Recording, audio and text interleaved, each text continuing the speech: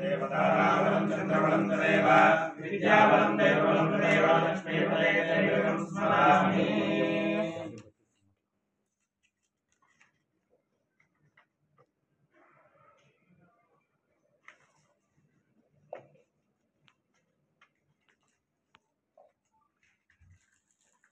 సరే అట్లే పెట్టి పట్టుకోండి సార్, పట్టుకోండి.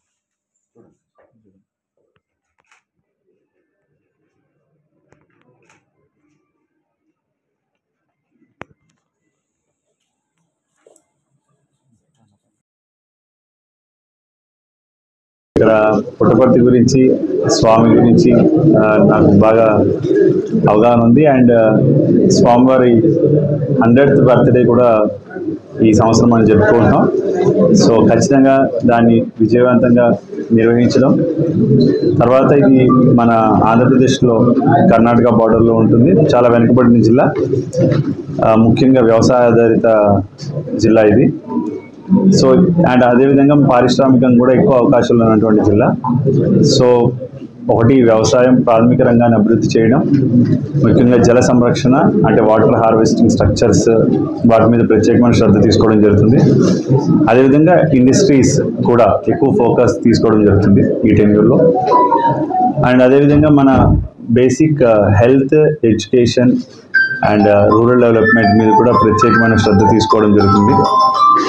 అండ్ గతంలో నాకు అక్కడ కొంచెం గిరిజన ప్రాంతం పూర్తి స్థాయిలోది, కానీ ఇది మాత్రం మనకు కొంచెం ప్లేన్ ఏరియా. సో ఇక్కడ ఉన్నటువంటి ఛాలెంజెస్ ప్రకారంగా డెఫినెట్గా ప్రజలకి ప్రభుత్వ సేవలను త్వరితగతిన ఇవ్వడం మరియు సంతృప్తికరంగా ఇవ్వడం అనేది మా ప్రధానమైన బాధ్యత. అండ్ టీం కూడా అదే దిశలో ప్రయాణించే విధంగా ట్రాన్స్పరెంట్గా అడ్మినిస్ట్రేషన్ ఉండే విధంగా చూసుకుంటాం.